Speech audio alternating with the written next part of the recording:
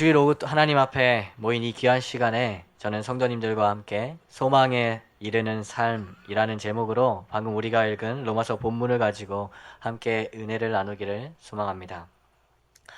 로마서는 우리 성도님들이 잘 아시다시피 사도 바울이 로마에 있는 교회에 쓴 편지입니다. 우리는 이 편지를 통해 아주 많은 영적인 유익을 누리고 있습니다. 사도 바울은 분명한 목적을 가지고 이 로마서를 기록했고 로마에 있는 신자들이 모인 교회에 편지를 보냈습니다. 예, 예, 예, 아유, 예. 뭐라고 저한테 뭐 말씀하신 줄 알고 제가, 예, 예, 그렇죠. 이렇게 누군가한테 얘기하듯이 이렇게 로마에 있는 교회에 사도 바울은 편지를 보냈다는 것입니다. 근데 사도 바울이 왜 로마에 있는 교회에 편지를 보냈는지 혹시 성도님들 아십니까? 그 내용이 로마서 15장 18절에서 19절에 기록되어 있는데요. 로마서 15장 18절 19절을 살펴보면 사도 바울은 이렇게 이야기합니다. 사도 바울은 그 당시 자신이 사역했던 그리스나 마게도나 소아시아에 이미 교회들이 세워졌고 그리고 그 교회로 말미암아 그 지역에 복음이 편만해졌다라고 사도 바울은 생각했던 것 같습니다.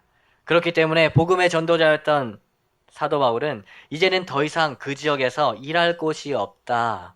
복음이 편만해졌기 때문에 복음을 전해야 되는 나의 사명을 이룰 곳이 더 이상 이곳에는 없다라고 생각했습니다. 그래서 그는 자신이 받은 사명이자 자신의 삶의 목표인 땅 끝까지 복음을 전하기 위해 이방의 끝까지 복음을 전하기 위해 예루살렘에서 로마를 거쳐 스페인 곧 성경의 지명으로는 서바나라고 하는 곳까지 가고 싶어 했던 것 같습니다.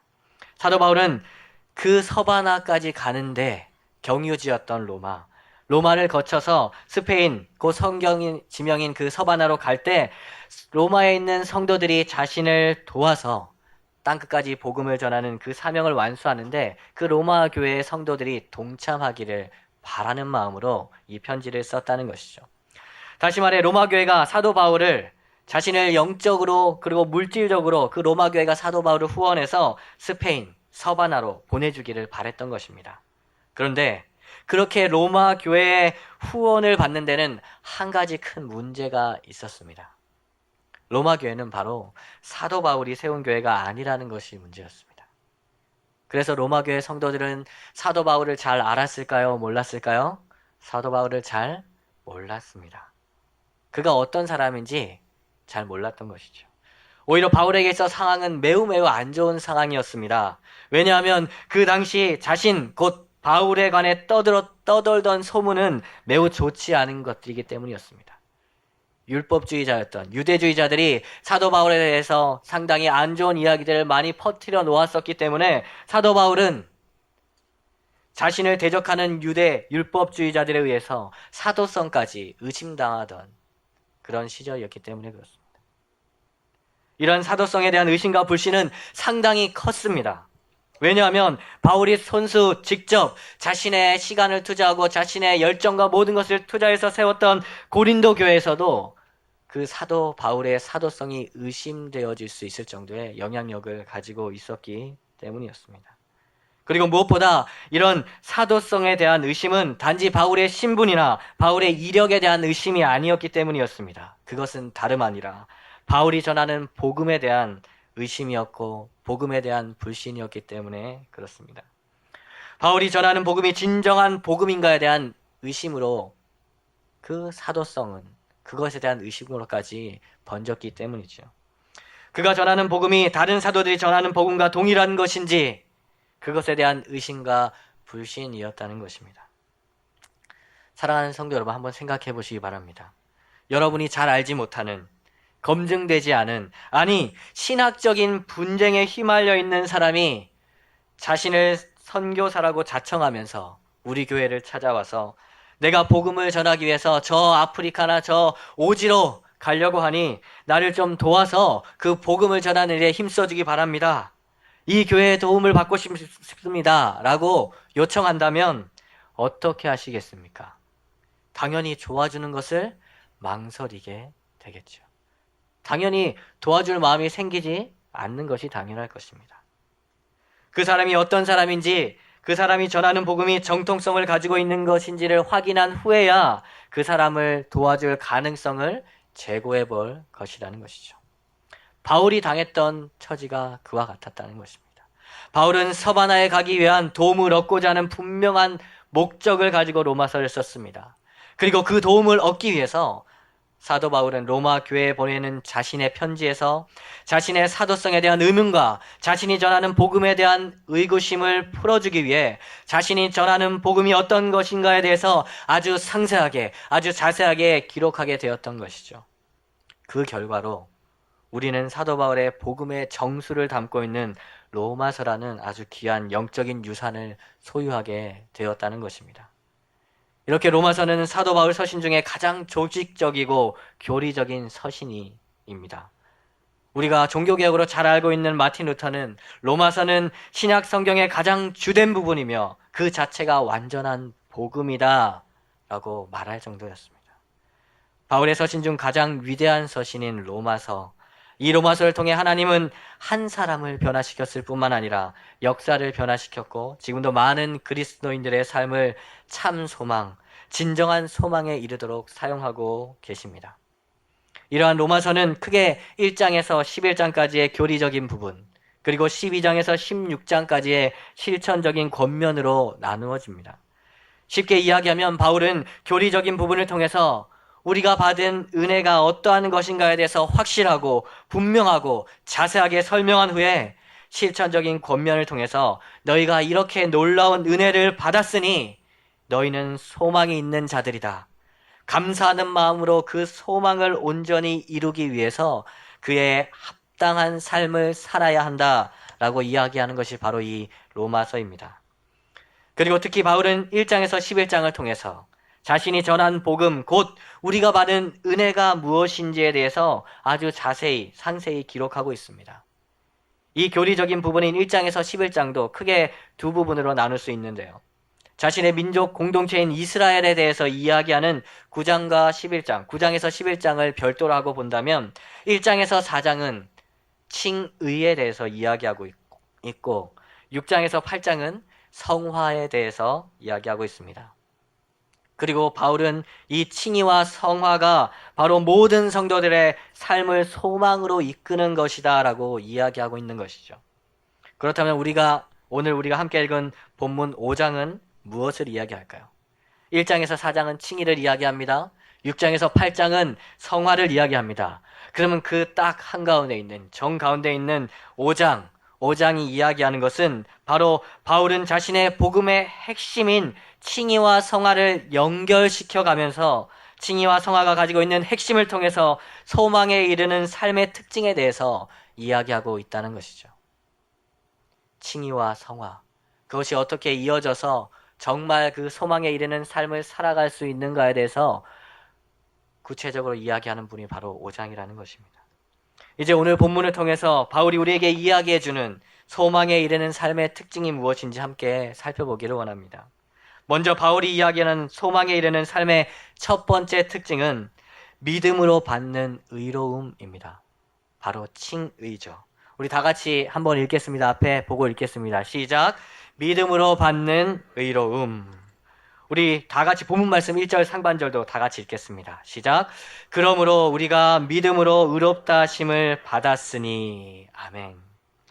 바울은 5장 1절을 시작하면서 그러므로라는 접속사로 시작하고 있습니다. 그러므로라는 접속사는 앞에서 이야기한 것을 정리한다는 의미를 가지고 있습니다. 앞의 문맥을 크게 살펴본다면 1장에서 4장 전체로 볼 수 있을 것입니다. 1장에서 4장까지, 로마서 1장에서 4장까지 바울은 복음의 어떤 내용을 이야기하고 있습니까? 모든 사람이 죄를 범하였기 때문에 어떠한 사람도 하나님의 영광에 이르지 못하게 되었다. 아니, 영광에 이르지 못하는 것이 아니라 마땅히 하나님의 진노, 그 진노를 받을 자, 죽음에 이를 자들이 되었다. 하지만 하나님께서는 그리스도 예수를 보내주시고 그 예수 그리스도로 말미암은 대속으로 우리는 은혜로 값없이 의롭다 하심을 얻었다. 그 이야기를 하고 있습니다. 두 글자로 줄이면 칭의에 대해서 이야기하는 것이죠. 그러므로 우리는 마땅히 하나님의 진노 아래 정죄받고 죽을 자들이었으나 우리가 예수 그리스도를 믿을 때 그 믿음으로 의롭다 하심을 받게 되고 생명을 얻게 되었다. 사랑하는 성도 여러분, 바로 여기에서 바울이 강조하는 것이 무엇입니까? 마땅히 하나님의 진노 아래 정죄받고 죽어야 할 우리가, 아니 죽어야 할 내가 믿음으로 말미암아 의로운 자가 되었다라는 것입니다. 바로 예수 그리스도를 믿음으로 우리가 받아 누리게 된 의, 바로 칭의에 대해서 이야기하고 있는 것이죠. 바울은 소망의 삶에 이르는 특징을 이야기하면서 첫 번째로 칭의에 대해서 이야기하고 있는 것입니다. 그런데 왜 칭의가 소망에 이르는 삶의 첫 번째 특징일까요? 그것은 바로 이 믿음으로 말미암은 칭의가 바로 소망에 이르는 삶의 근본적인 토대가 되기 때문에 그렇습니다. 가장 밑바탕에 깔리는 기초가 된다는 것이죠. 오늘 본문을 살펴보면 사도 바울은 의롭다 하심을 받았다라고 이야기하고 있습니다. 받았다라는 말은 이미 우리가 소유하고 있다라는 의미입니다.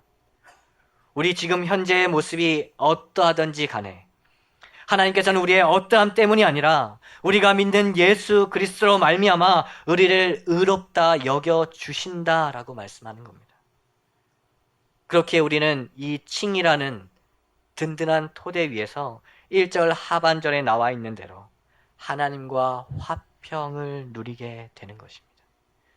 이전에는 하나님 앞에 설 수 없는 자, 두려움에 떨어야 됐던 자, 하나님의 진노 아래 있었던 자, 결국에 죽음에 이르게 될 자였다면 믿음으로 말미암아 우리가 얻게 되는 칭의가 하나님과 함께 할 수 있는 밑바탕의 기초를 이루어서 하나님 앞에 나아갈 수 있게 된다는 것이죠.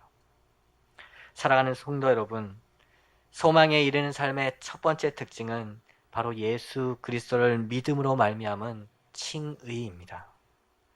하나님과 화목할 수 있는 든든한 토대가 되는 칭의입니다. 우리의 어떠함과 상관없이 그분 앞에 나아가서 예배드리고 기도하며 그분의 도우심을 구하며 그분과 교제하는 칭의가 바로 우리가 소망에 이르는 삶의 첫 번째 특징이라는 것입니다. 이것을 꼭 기억하시기 바랍니다. 우리는 우리의 어떠함 때문이 아니라 우리가 믿는 예수 그리스도로 말미암아 의롭다 칭함을 받은 존재라는 것이란 말입니다.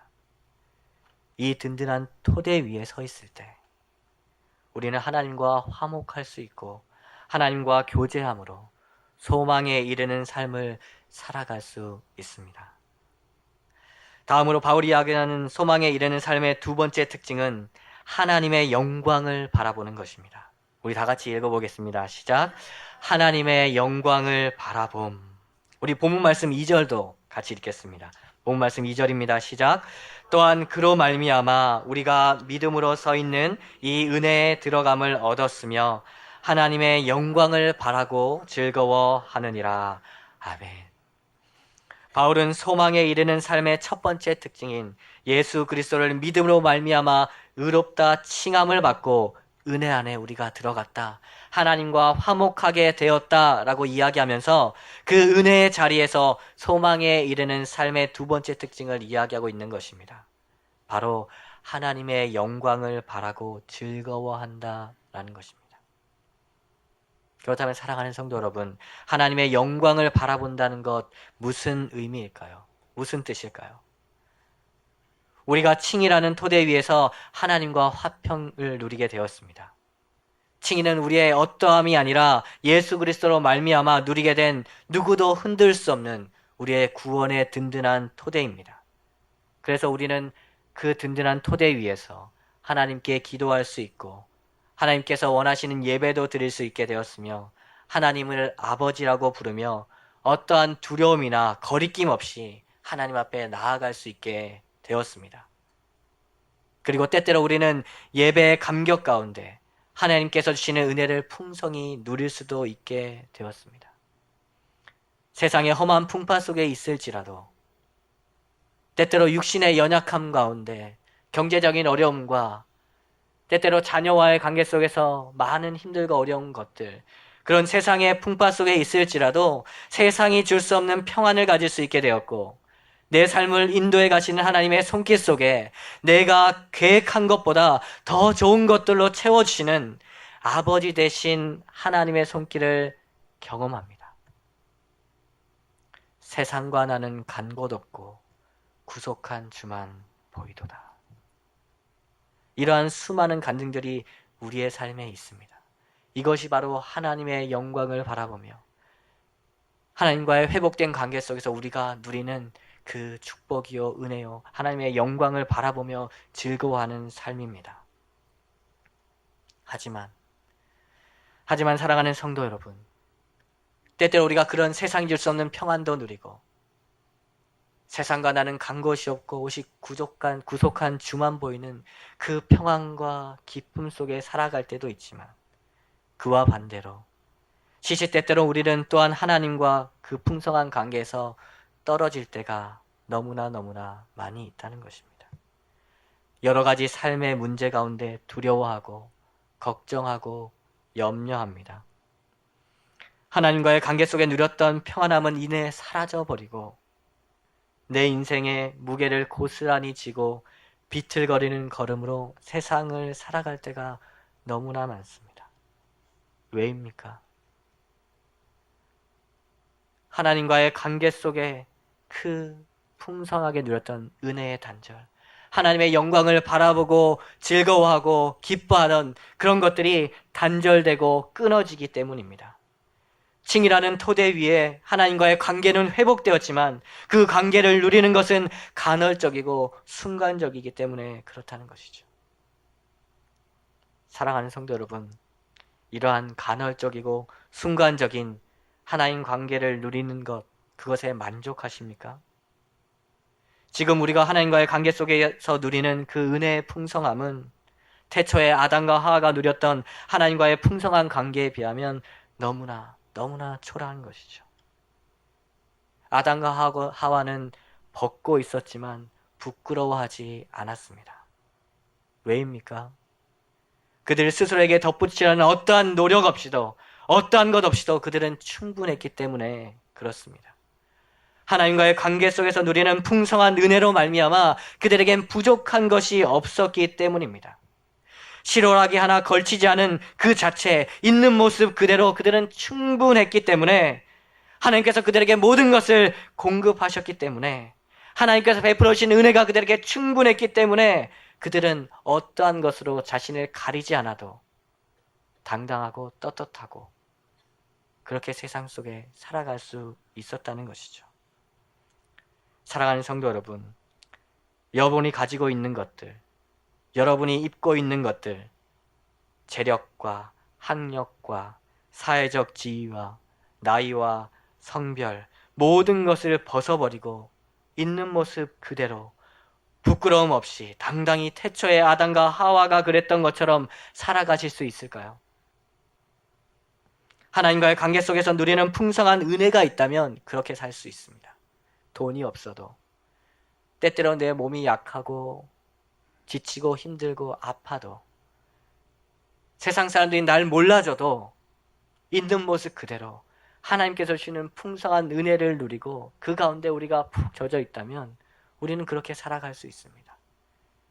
아무런 노력 없이, 우리가 우리 자신을 꿈이라고 하는 아무것 없이도 하나님 앞에서 풍성한 그 은혜를 누리며 살아갈 수 있다는 것이죠. 하나님과의 관계 속에서 누리는 풍성한 은혜, 그분의 영광을 바라보며 그것 가운데 우리가 늘 젖어 산다면 우리는 그렇게 살 수 있습니다. 그리고 하나님께서는 성경을 통해 우리에게 그날을, 그 영원한 풍성한 관계를 누리는 그날을 우리에게 약속하고 계시다는 것이죠. 마지막 때 하나님께서 우리에게 주실 새하늘과 새 땅에서 누리는 하나님과의 관계는 태초에 아담과 하와가 누렸던 것보다 더 풍성한 관계를 누리게 될 것입니다. 하나님 우리에게 그것을 약속하고 계신다는 것이죠. 그래서 이 세상에서 하나님과의 친밀한 관계를 누리면 누릴수록 우리는 하나님과의 더 깊은 관계를 소망하게 되는 것입니다. 예수님만으로 충분한 삶을 살게 되는 것을 소망하며 살아가게 되는 것이죠. 심지어 바울은 빌립보서에서 자신은 이 세상을 떠나서 그리스도와 함께 있기를 이 세상에 사는 것보다 더 원한다라고 이야기하기도 했습니다. 하나님의 영광이 온전히 우리를 덮고 우리와 영원히 함께 하시는 그 순간을 소망하게 된다는 것이죠. 그렇게 소망에 이르는 삶의 두 번째 특징은 바로 바라고라는 단어에 있습니다. 바라고라는 단어는 미래적인 의미를 가지고 있는 단어이죠. 그것은 첫 번째 특징인 칭의하는 정반대되는 의미를 가지고 있는 것입니다. 칭의가 이미 우리가 소유한 것을 의미했다면 하나님의 영광을 바라보는 것은 우리가 아직 소유하지 못한 것을 이야기합니다. 장차 우리가 소유할 것을 이야기하는 것이죠. 바로 목적지가 있다는 것입니다. 우리가 이르러야 할 곳이 있다는 말이죠. 바로 소망에 이르는 삶은 언젠가는 사라져버릴, 한순간에 지나가버릴 이 세상의 것들에 만족하며 살아가는 삶이 아니라 더 큰 은혜를 사모하며 하나님과의 풍성한 관계를 누릴 그날을 바라보며 살아가는 것. 그래서 오늘도 내가 이 자리에서 은혜 가운데 하나님과의 풍성한 관계를 누리고 기도하면서 말씀 보면서 하나님과의 풍성하게 누릴 그 관계를 소망하면서 계속해서 하나님을 바라며 살아가는 것. 그것이 바로 소망에 이르는 삶의 두 번째 특징이라는 것입니다. 사랑하는 성도 여러분, 하나님과 더할 나위 없이 풍성한 관계를 누릴 그날 바라며 소망하며 살아가고 계십니까? 그날을 바라며 살아가는 것, 우리가 진정한 평안과 소망을 누릴 그날을 바라보며 오늘도 예배드리고 오늘도 기도하고 오늘도 하나님 앞에 나아가기에 부단히 애쓰며 살아가는 삶, 그것이 바로 소망에 이르는 삶의 두 번째 특징이라는 것입니다. 이것 또한 잊지 마시고 늘 그것을 소망하며 바라며 살아가는 우리 사랑하는 성도님들 되시기를 주님의 이름으로 축복합니다. 지금까지 소망에 이르는 삶의 두 가지 특징에 대해서 말씀을 통해 나누었습니다. 소망에 이르는 삶은 이미 우리가 믿음으로 말미암아 받은 예수 그리스도로 말미암은 의로움, 곧 칭이라는 흔들리지 않는 굳건한 토대 위에서 이 세상에서 누리는 하나님과의 친밀한 관계를 뛰어넘어 하나님과 누릴 풍성한 관계를 바라보며 사는 삶, 그것이 바로 소망에 이른 삶의 첫 번째, 두 번째 특징입니다. 그런데 사랑하는 성도 여러분, 이미 받은 칭의를 가지고 하나님의 영광을 바라보며 살아가는 지금, 현재 우리의 삶은 어떻습니까? 평안과 즐거움으로 가득 차 있습니까? 아니요, 그렇지 않다는 것이죠. 때때로 너무나 힘든 인생의 무게 가운데 쓰러질 때가 많다는 것입니다. 우리는 칭의를 받았다고 하지만 우리의 연약한 가운데 날마다 십자가를 붙들고 죄와 싸우며 씨름하며 살아갑니다. 하나님의 영광을 바란다고는 하지만 하나님의 영광보다는 세상이 보여주는 그 화려한 것들로 말미암아 우리의 마음은 쉴 새 없이 흔들리며 요동치며 살 때가 너무나 많습니다. 우리는 오늘 본문 말씀 3절 상반절이 이해하고 있는 것처럼 환난을 당하며 살아가고 있는 것입니다. 로마 시대에 신앙을 고백한 신자가 그 신앙으로 말미암아 외적인 환난, 고문과 죽음이라는 환난을 당했던 것이라면 오늘날 우리는 신앙의 내적인 환난, 죄와의 치열한 싸움, 세상의 유혹과의 치열한 싸움을 환난으로 당하며 살아가고 있다는 것이죠. 그렇게 바울은 오늘 본문 가운데 소망에 이르는 삶의 세 번째 특징을 이야기하고 있는 것입니다. 소망의 삶에 이르는 세 번째 특징은 바로 성령으로 부음받은 하나님의 사랑이라는 것입니다. 우리 다 같이 한번 읽어보도록 하겠습니다. 시작. 성령으로 부음받은 하나님의 사랑. 5절 말씀 우리 다 같이 읽도록 하겠습니다. 5절 말씀입니다. 시작. 소망이 우리를 부끄럽게 하지 아니함은 우리에게 주신 성령으로 말미암아 하나님의 사랑이 우리 마음에 부음받됨이니. 아멘. 우리가 당하는 내적인 환난을 이기고 소망에 이르는 삶을 살 수 있는 것은 바로 우리에게 성령으로 말미암아 부음받은 하나님의 사랑이 있기 때문입니다. 이 성령으로 말미암아 부음받은 하나님의 사랑은 환난 가운데서 우리를 인내하게 하십니다. 그리고 인내를 넘어서 연단을 받게 하십니다. 연단이라는 단어는 히브리어로 도키메라는 단어입니다. 이 단어의 의미는 불로 금속을 재련한다라는 뜻을 가지고 있습니다. 하나님은 환난 속에서 우리에게 성령으로 자신의 사랑을 가득 부어주심으로 우리가 인내할 수 있게 하십니다. 이러한 인내는 마치 불 속에서 금속을 재련하는 것처럼 우리의 인격을 단련시켜 연단, 곧 하나님께서 원하시는 성품을 가진 모습으로 우리를 만들어 간다는 것이죠. 이것이 바로 성화라는 것입니다. 성화란 하나님의 사랑으로 하나님의 손 안에서 하나님의 뜻대로 빚어지는 것입니다. 바울이 본문 말씀 3절과 4절을 통해서 이야기하는 것은 결코 어떠한 인간적인 노력으로 환난 중에 인내하고 연단을 거쳐 소망을 이루는 자리로 나아가야 된다라고 이야기하는 것이 아닙니다. 그리고 인간의 노력인 인내의 결과로 주어질 연단된 성품이나 이루어질 소망을 기대하며 즐거워하는 것은 더더욱 아닙니다. 바울은 오직 우리 마음에 성령으로 부어주시는 하나님의 그 사랑으로 말미암아 인내하며 연단을 통해서 소망으로 나아가라고 권면하고 계시는 것입니다.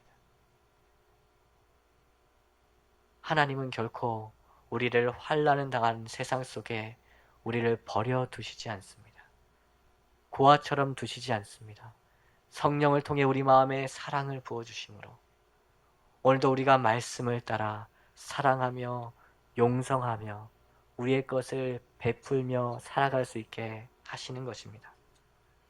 사랑하는 성도 여러분, 이 세상을 살아가면서 우리가 의지해야 할 분은 오직 성령을 통해 우리에게 부어주시는 하나님의 사랑입니다. 그런데 이 사랑이 어떻게 나타났습니까? 우리 마지막으로 본문 말씀 6절을 다 같이 읽겠습니다. 본문 말씀 6절입니다. 시작. 우리가 아직 연약할 때에 기약대로 그리스도께서 경건하지 않은 자를 위하여 죽으셨도다. 아멘. 오직 그리스도의 십자가에서 그 사랑이 나타났습니다. 그 십자가에서 우리는 그 하나님의 사랑을 발견할 수 있다는 것입니다.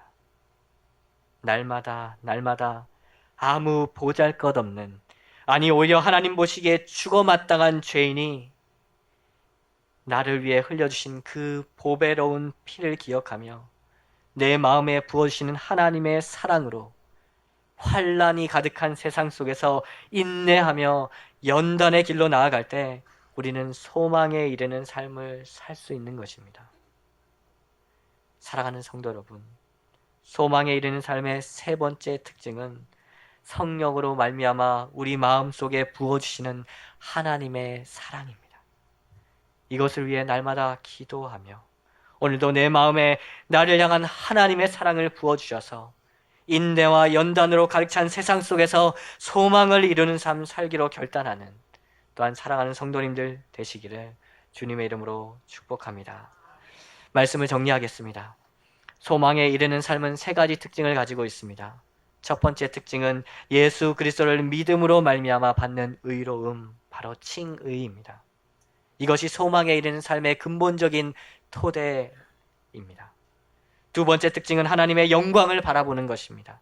다시 말해 하나님과의 누릴 풍성한 그 관계, 하나님께서 베풀어진 그 풍성한 은혜를 누리는 그것을 바라보는 것이죠.